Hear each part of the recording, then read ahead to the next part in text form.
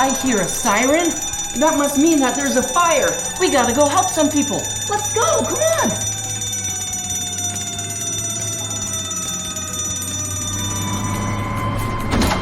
Oh, do you hear that? That's the sirens and the lights. We need to get all of our fire equipment on. Okay.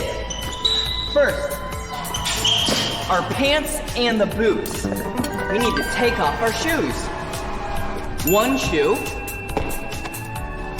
2 shoes. All right, I need to hurry.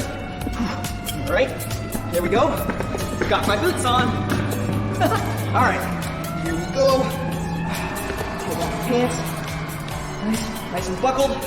Put on my suspenders over my orange suspenders. All right, tighten that up. Oh, all right. Ooh, my jacket. Put this on.